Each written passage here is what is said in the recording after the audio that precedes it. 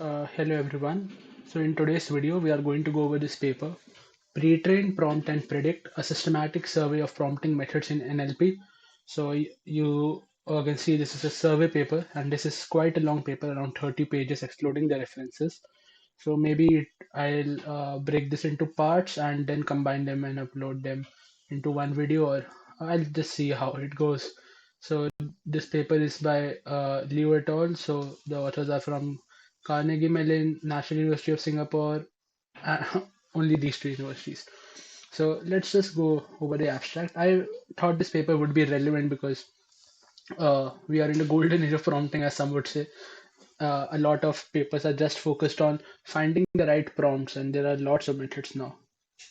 So this paper surveys and organizes research work in a new paradigm, which is prompt-based learning. So unlike traditional supervised learning, which trains a model to take in input X and predict Y, prompt-based learning is based on language models that predict the probability of text directly. That model the probability of text directly. So to use these models to perform prediction, the original input X is modified using a template into a textual string prompt X dash that has some unfilled slots, and then the language model is used to probabilistically fill the unfilled information to obtain a final string X hat from which the final output Y can be derived. So you create some slots, the model fills those slots, and then you use that to get your output. For instance, you have this example. So the first one, JDK is developed by, and you have this empty slot, and the answer is Oracle. Then you have this super long text, and you ask the model to give you a TLDR. So the model outputs a summary, which is BART. The first task was done by BERT, which is an MLM, which is trained on an MLM objective. Then you have Birds Can Fly, which is just Ernie. I'm not sure if Ernie is a model or uh, not. So this framework is powerful and attractive for a number of reasons. It allows the language model to be pre-trained on massive amounts of raw text, and by defining a new prompting function, the model is able to perform few shot or even zero shot learning, adapting to new scenarios with few or no labeled data. In this paper, they introduce the basics of this promising paradigm, describe a unified set of mathematical notation that can cover a wide variety of existing work, and organize existing work along several dimensions. So the choice of pre-trained model, prompts, and tuning strategies. To make the field more accessible to interested beginners, we not only make a systematic review of existing works and a highly structured typology of prompt-based concepts, but also release other resources. So a website, NLPedia Pretrain, which is continuously being updated. All right, so this is just abstract. I hope you get the idea of what prompting is and uh, what we'll go over now. So there have been lots of favors. You can just go over this one page long content. So in index page. So you have the formal description, the pre-trained language models, then prompt engineering, answer engineering, multi-prompt learning, so training strategies for prompt methods. Then you have some applications, prompt relevant topics, the challenges, and then some meta-analysis followed by conclusion and appendix. So let's just delve right into it. So two C's changes in NLP. So you have fully supervised learning, where a task-specific model is trained solely on a dataset of input-output examples for the target task, and this has played a central role in many ML tasks. So because such fully supervised datasets are ever insufficient for learning high-quality models, early NLP models relied heavily on feature engineering. So prior to the era of deep learning, where NLP researchers or engineers use their domain knowledge to define and extract salient features from raw text and provide models with the appropriate inductive bias to learn from this data. So with the advent of neural network models for NLP, salient features were learned jointly with the training of the model itself, and hence focus shifted to architecture engineering, where the inductive bias was rather provided through the design of a suitable network architecture conducive to learning such features. So in deep learning models, what you have is you have this black box, you give it the input and you get the output, and you hope or you hypothesize that your model learns to extract relevant features and does not learn spurious correlations, but we all know that is far from the truth. These models heavily rely on spurious correlation in many cases. So, however, from 2017 to 2019, there was a sea change in the learning of NLP models, and this fully supervised paradigm is now playing an ever shrinking role. Specifically, the standard shifted to the pre trained and fine tuned paradigm. So, in this paradigm, a model with fixed architecture is pre trained as a language model, predicting the probability of observed textual data because the raw textual data is necessary, uh, available in abundance. And then these language models train a large data set, learn some general purpose features of the language and its modeling. So they learn what language is, how is it structured, and so on. So this is encoded in the model parameters. Then they are adapted to different downstream tasks by introducing additional parameters and fine-tuning them using task-specific objective function. So within this paradigm, the focus turned mainly to objective engineering, so designing the training objective used at both pre-training and fine-tuning stages. So this would be like how you would give in the input, what loss you would use, how would the input pass through the network, and so on. So for example, Zhang et al. Show that introducing a loss function of predicting salient sentences from a document will lead to a better pre-trained model for text summarization. Notably, the main body of the pre-trained LM is generally, but not always, fine-tuned as well to make it more suitable for solving the downstream tasks. So you can either freeze your pre-trained model or just leave it as is. So now, as of this writing in 2021, we are in the middle of the second sea change, in which pre-trained fine-tuned procedure is replaced by one in which we dub pre-train, prompt, and predict. In this paradigm, instead of adapting pre-trained language models via objective engineering, downstream tasks, and so on, via objective engineering, sorry, downstream tasks are formulated to look more like those solved during the original language model training with the help of a textual prompt. So, for example, when recognizing the emotion of a social media post, like this is your post, I missed the bus today, we will continue with the prompt, I felt so, and then a blank. And the language model is asked to fill the blank with an emotion bearing word. Or if we choose the prompt English, I missed the bus today, and then give it uh, like just in the same structural format as we had English, we add French. Then we want the model to realize, okay, we are asking for a translation, and the language model may be able to fill in the blanks with a French translation.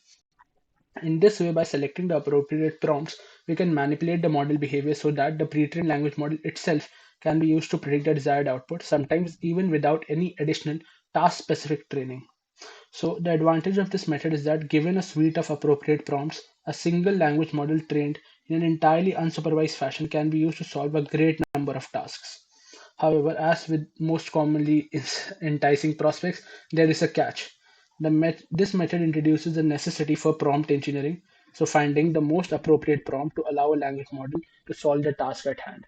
So this might seem all too good to be true, right? And this is your bottleneck right here, finding the right prompts. And this is not a trivial task. These examples might make it seem trivial. Okay, for a sentiment task I'll do this, for a uh, machine translation task I'll do this. But what if your prompt doesn't work? There is no really good way to debug it, right? You just need to try. This survey attempts to organize the current state of the knowledge in this rapidly developing field by providing an overview and formal definition of prompting methods and an overview of the pre-trained language models that use these prompts. So this is followed by in-depth discussion of prompting methods from basics such as prompt engineering and answer engineering to more advanced concepts such as multi-prompt learning methods and prompt-aware training methods. So we'll just go over these as we reach those sections. We then organize the various applications to which prompt-based learning methods have been applied and discuss how they interact with the choice of prompting method. Finally, we attempt to situate the current state of prompting methods in the research ecosystem, making connections to other research fields, suggesting some current challenging problems, and performing a meta-analysis. Finally, in order to help beginners who are interested in this field more effectively, we highlight some systematic resources about prompt learning. So you have a website of prompt learning that contains frequent updates to this survey. And then what's figure one? So figure one was just this figure that I reckon this figure that we saw in the start is figure one. Or am I wrong?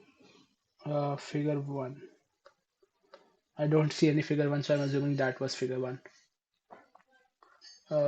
Right, so there's this table, the 4 paradigms in NLP. You have those fully supervised learning, oh, sorry, where you do not have neural networks yet. So you have language models, you have uh, these, so you have these relationship between tasks, they are isolated, and then you have extracting these features. Then you got these fully supervised learning networks where you had the architecture and uh, you had to focus on what architecture you were using. Still, they are isolated. Then you got into the pre-trained fine-tune regime. So you have these new objectives which you were now looking into, and then your language model got connected into these tasks. So tagging, classification, and generation. If I'm not wrong, yeah, tagging, classification, and generation. And then in this final regime, now they are all connected, but the arrows are directed in the opposite direction. So this means that the task to LM denotes you are now adapting the downstream task during for towards the language model. So you are adapting your task to be similar to how language models were trained. So a formal description of prompting in supervised learning in NLP. In a traditional supervised learning system for NLP, we take in an input X, usually text, and predict an output Y based on a model which maximizes the probability, which learns to maximize the probability of the correct output.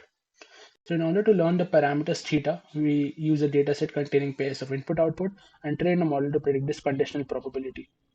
So for example, you have text analysis, which takes in an input X and predicts a label Y from a fixed set of labels. To give an example, you have sentiment analysis. So I love this movie and predict the label positive out of these sets. So plus plus meaning highly positive, I guess, in this set. Second, you have conditional text generation task, which takes in input X and generates another text Y. So you have this translation task from Finnish to English. Now, the basics of prompting. The main issue with supervised learning is that in order to train a model, it is necessary to have supervised data for the task, which cannot be found in large amounts for many tasks, and you need large amount of data to say train a transformer. Prompt-based learning methods for NLP attempt to circumvent this issue by instead learning an LM that models the probability of x given theta. So you are of the unsupervised. This is an unsupervised setting, right? Because you no longer need the labels. You just have text, and you are maximizing the probability of text, and then using this probability to predict y, reducing or obviating the need for large supervised features.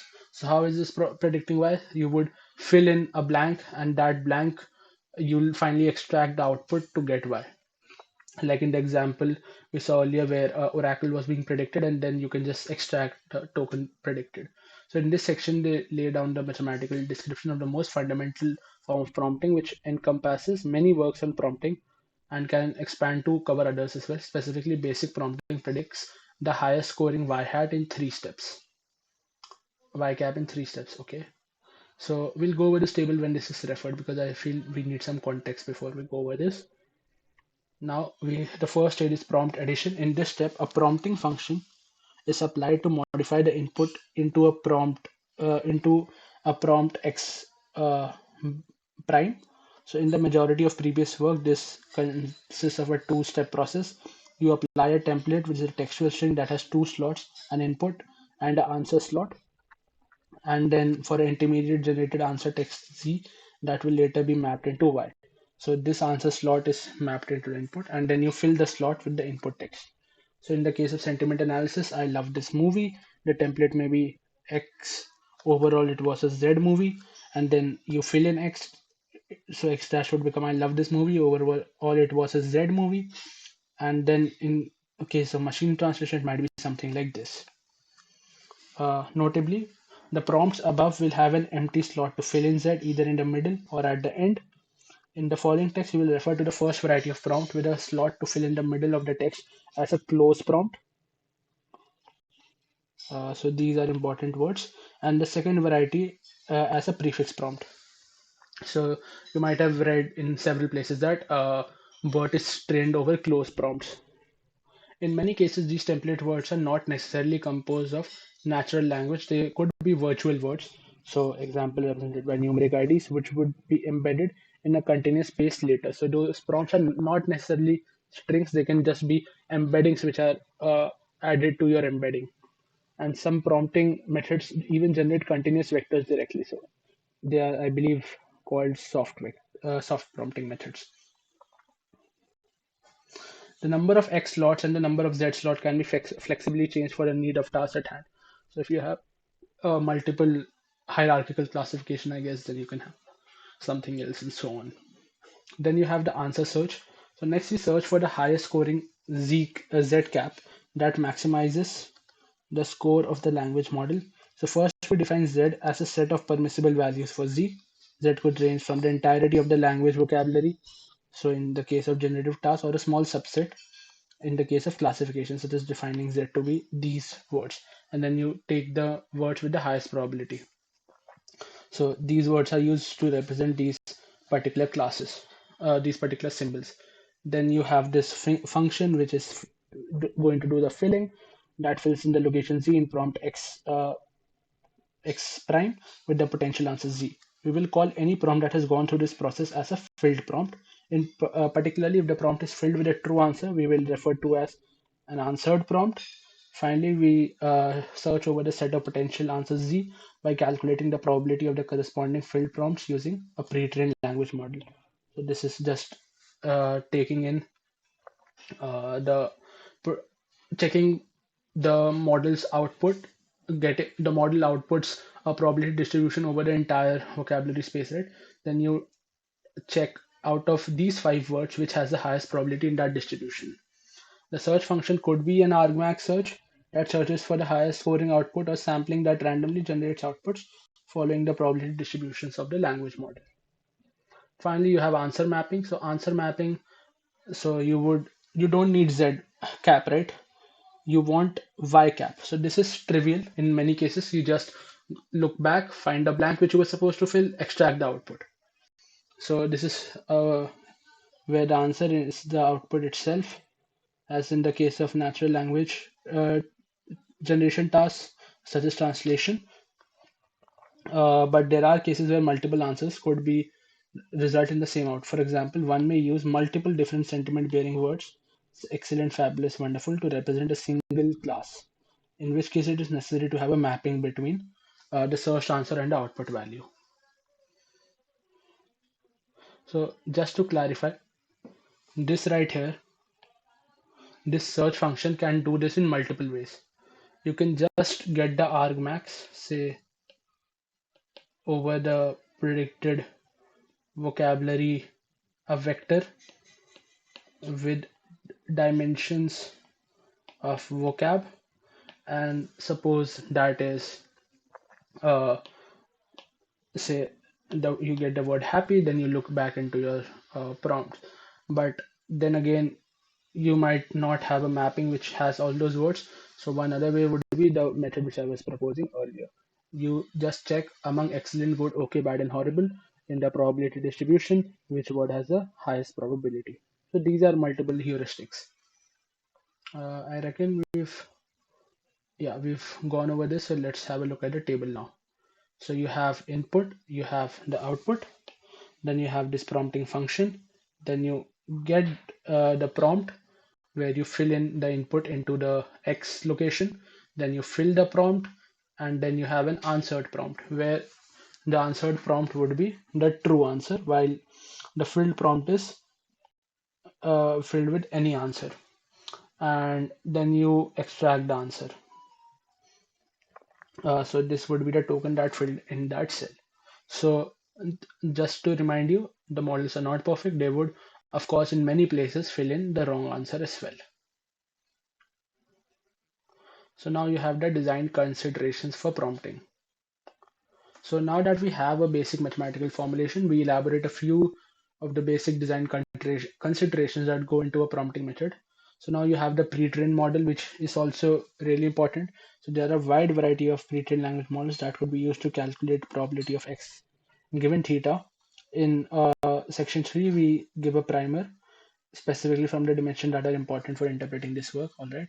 Then prompt engineering, given that the prompt specifies the task choosing a proper prompt has a large effect not only on accuracy, but also on which task the model performs in the first place. So if you give it a prompt for sentiment analysis, you can't really expect it to do translation, right? Then for answer engineering, depending on the task, we may want to design Z differently, possibly along with the mapping function. So it fills in the word, but you then need to extract it back. Expanding the paradigm as stated above, the above equations represent only the simplest of the various underlying frameworks that have been proposed to do this variety of prompting. So in section 6, we discuss ways to expand this underlying paradigm to further improve the results of applicability. And then you have prompt-based training strategies. So these are methods to train parameters either of the prompt, the language model, or both. Right. So going over this table is just the different prompting methods based on the different tasks. Um, so for pre-trained language models, you have these. For prompt engineering, you have these prompts, and you have for answer engineering, and I guess we'll go over these as the work goes on because I guess not everyone is familiar with every specific task, right? But everyone has some basic idea about how different tasks in NLP are done. So example of input template and answer for different tasks. So this table just shows some examples. So in the type column, you have what type of task it is, and then you're in the task column, you have what exact task it is, and then you have the input template and answers, probable answers. So for instance, for text classification, you might have sentiment, topic, and intention. You have this input, you create these templates, and then you get these outputs. Then for text span classification, you have these kinds of aspect sentiment based tasks. Then for text pair classification, you have this is natural language inference. For tagging, you have named entity recognition. For text generation, you have summarization as well as translation. So these are some of the popular tasks along these axes. Then for pre-trained language models, you have given the impact that pre-trained language models have had on NLP in the pre-trained and fine-tuned paradigm. There are already a number of high-quality surveys that have been done. Nonetheless, in this chapter, we present a systematic view of various pre-trained language models, which organize them along various axes in a more systematic way, particularly focus on aspects salient to prompting method. Below, we'll detail them through the lens of main training objective, type of text noising, auxiliary objective, attention mass, typical architecture, and preferred application scenarios. So for training objectives, you have the standard language modeling objectives. Uh, okay, so the main objective of a pre-trained language model almost invariably consists of some sort of objective predicting the probability of text X. So standard language model objectives do precisely this, training the model to optimize the probability P of X of text from a training corpus. In these cases, the text is generally predicted in an autoregressive fashion, predicting the tokens in a sequence one at a time. This is usually done from left to right as detailed below because our languages are left to right, right? A popular alternative to standard LM objectives are denoising objectives, which apply some noising function to the input, and then we try to predict the original input sentence given this noise input. And even for noising, we have some two common flavors. So you have corrupted text reconstruction. So in this, the objective restores the process text to its uncorrupted state by calculating loss over only the noised parts of the input, while full text reconstruction. In these objectives, the text is reconstructed by calculating the loss over the entirety of the input text, whether it has been noised or not. So I guess this makes sense, right? So just to make it a bit more clear, if you have this sentence and you noise these two parts, so in the case of corrupted text reconstruction, you would only fix this, but in the case of full text reconstruction, you would take all of this in and create back the output. So the main training objective of the pre-trained language models plays an important role in determining its applicability to particular prompting tasks. For example, left to right autoregressive LMs may be suitable for prefix prompts, whereas reconstruction objective may be more suitable for close prompts. So I guess this is also quite intuitive because for prefix prompts, you For left to right autoregressive language models, it takes leverages the entire input on one side, on the left of the current uh, token you're standing on. So a prefix prompt would have all that, but in closed style prompts for reconstruction objectives, you could just noise any word in between. So I guess this part is pretty clear. In addition, models trained with standard LM and FTR objectives may be more suitable for tasks regarding text generation, whereas classification can be formulated using models trained with any of these objectives. So in addition to the main training objective above, a number of auxiliary objectives have been engineered to further improve models' ability to perform certain types of tasks. So some commonly used objectives are present in auxiliary in the appendix. All right. So then you have noising functions and training objectives based on reconstruction. You noise the input, right? So how do you noise that? So to obtain the noise text x cap, uh, the noising function has an effect on the efficacy of the learning algorithm. If you do very simple noising, it would not learn much. If you do very complex noising, it wouldn't learn anything again because it won't be able to denoise it. In addition, prior knowledge can be incorporated by controlling the type of noise. So noise could focus on entities, which allow us to learn a model which focuses on entities. So for instance, you have the masking operation, which would mask some tokens. Then you have replace, which would replace them. Then you have delete, which would delete them.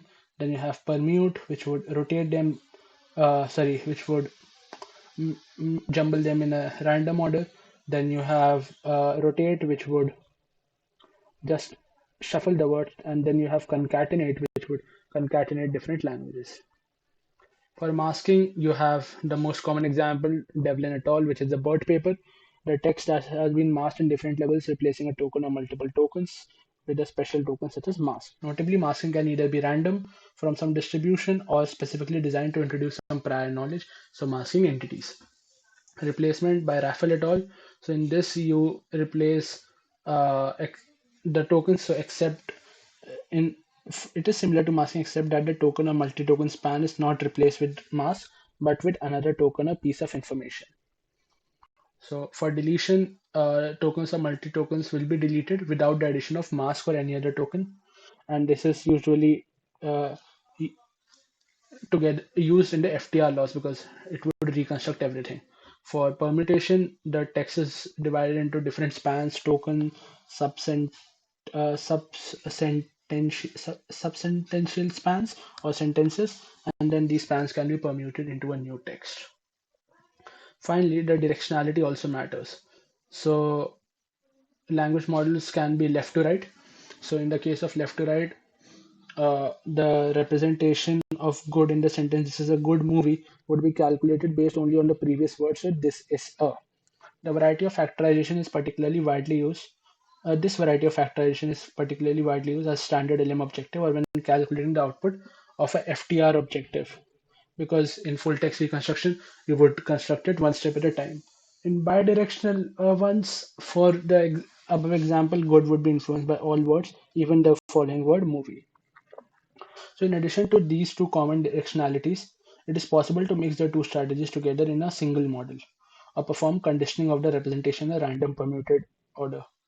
So I think this Yang et al. Paper is your ExcelNet paper. Please don't quote me on that, but I think so. Notably, when implementing these strategies within a neural model, the conditioning is generally implemented through attention masking. This conditioning is implemented through attention masking, which masks out the values in an attentional model, such as the popular transformer architecture. So the words you don't want to see, you give them a zero attention weight. So in full, you allow everything. In diagonal, this is like predicting x. For x1, you only have x1. For x1, x2, you have these two. So basically, a shaded box at ij indicates that the attention mechanism is allowed to attend to the input element I at the output time step j. Then for mixture, you allow both of them. So some typical pre-training methods, left to right language models. So these are L2RLM, which is a variety of language model predicting the upcoming word or assign a probability P of X to a sequence of words. So this probability is commonly broken down in the chain rule in a left to right fashion. So basically, For a sentence x1, x2, so you have first the probability of x, then you condition the probability of x2 on x, and so on. So this is a left to right language model. Then you have masked language models where everything is connected. For prefix language models, some parts are connected totally, but some are not. And then you have an encoder decoder simple setup where first you have an encoder, and the encoder is hidden states of encoder are connected to the decoder. So examples and applicable scenario. Left to right language models have been standard since the proposal by Markov in 1913, which I believe he's the guy behind Markov chains, and have been used continuously since then in both count-based and neural forms. Representative examples of modern pre-trained left to right LMs are GPT-3 and GPT-Neo. L2R pre-trained language models are also the popular backbone that many prompting methods adopt. One practical reason for this is that many models are large and ponderous to train or not even av- available publicly. Thus, using these models in the pre-train and fine-tune regimen is often not possible. So these are used for prompting because you can't really fine-tune them, right? So you just prompt them and get the outputs. Um, right. So I think I'll be stopping here, and then I'll continue from here on. Okay, I'll just finish this section then. For we've covered till here. So this shows the typical architecture for pre-trained language models. So you have what happens with the input, what happens with the output, and what are the applications. So I guess this is already covered in what we've seen so far. Then you have MLMs, mass language models. So while autoregressive models provide powerful tools for modeling the probability of text, they also have disadvantages such as requiring representations be calculated from left to right when the focus is shifted to generating the optimal representation for downstream tasks such as classification. Many other options become possible and often preferable. One popular bidirectional objective used widely is the masked language model or the MLM, so such as BERT, which aims to predict masked text pieces based on the surrounding context. So you predict xi based on x1 to xi minus 1 and then xi plus 1 to xn. And then some applicable scenario, BERT, Ernie. Okay, Ernie is a model, so I was wrong. And in prompting methods, MLMs are generally more suitable for natural language understanding or analysis tasks like classification, inference, and extractive Q&A. These tasks are often relatively easy to be reformulated into closed problems, which are consistent with the training objective of the MLM, which was mass language filling. Additionally, MLMs have been a pre-trained model of choice when exploring methods that combine prompting with fine-tuning. And finally, you have prefix encoder decoder for conditional text generation, such as translation and summarization, where the input is given and the goal is to generate output. We need a pre-trained model that is both capable of encoding and generating text. There are two popular architectures for this purpose, which share a common thread of using an encoder with a fully connected mask to encode the source, and then the target Y is generated auto-regressively. So for the prefix language model, which is a left to right language model that decodes Y condition on a prefix sequence X, which is encoded by the same model parameters but with a fully connected mask. So you want a representation to leverage everything and not just process it into a left to right fashion. So notably, this encourages the prefix LM to learn a better representation of the input. So a corrupted text reconstruction objective is usually applied over X, so it gives it more power to learn by denoising. In the encoder decoder framework, then the model uses a left to right LM to encode Y, so to decode Y conditioned on a separate encoder for text, which is a fully connected mask. The parameters are not shared, however. However, in the above prefix language model, the parameters were shared. Similarly, you could also noise it. So prefix LMs have been explored in UniLM, Ernie, and other encoder-decoder models are widely used in the pre-trained models such as T5, BART, and MAS. So in uh, this is the difference between, I guess, T5 and things like Ernie. In T5 BART, you have separate encoder-decoders, while Ernie has one shared parameters.